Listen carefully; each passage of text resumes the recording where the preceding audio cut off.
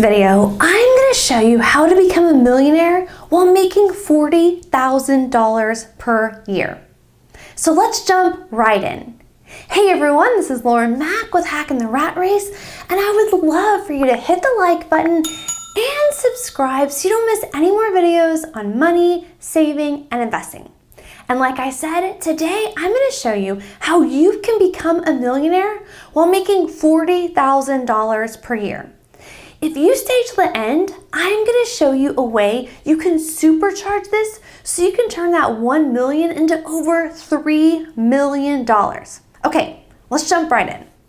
If you follow me, then you know I am a huge proponent of the 70-10-10-10 and beyond rule. This rule is that if you live in 70% of your income, invest 10%, save or invest their 10%, and give 10%.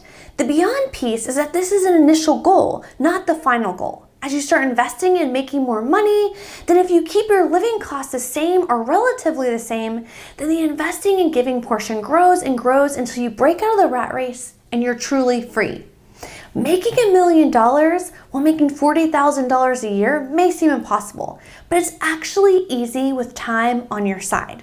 If you've never got a raise and for the next 37 years only made $40,000 per year, and during that time you only invested 10% of your salary each year, which is $334 a month at a 9% return on investment, you would have $1,093,491.06. So many times we look at these amounts that we invested and we think it could never happen.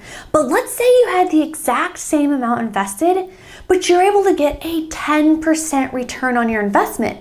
Then it would only take 34 years to hit the same goal. However, if you kept investing for the full 37 years, you would have $1,404,763.97.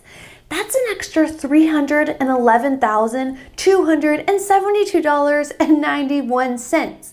And the 70-10-10-10 and beyond rule, what if you were able to have a full emergency fund, start investing 20%, you would have made over $2 million.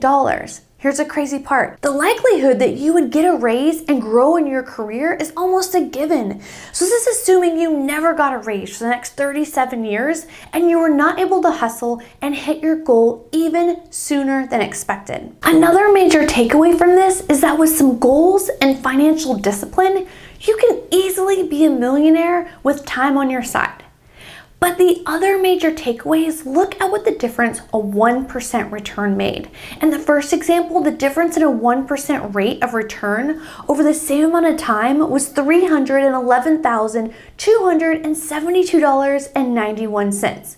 Really pay attention to this, because this is why it's so important when looking at fees and taxes. For example, a 1% management fee over time could be the difference of losing hundreds of thousands, if not millions of dollars. So it's really important that you pay attention to what you're paying on your investments with fees and taxes. So not only does slow and steady crush the race, so does getting as low cost options as possible and taking advantage of the most tax efficient options as well.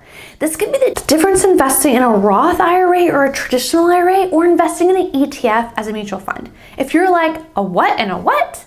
Don't worry, I have another video for you to check out here that is called Index Funds versus Mutual Funds versus ETF. Which one is best for becoming a millionaire, which explains each step by step. I also have another video which explains Roth IRAs. Thank you so much for watching. Don't forget to subscribe, and I'll see you in the next video.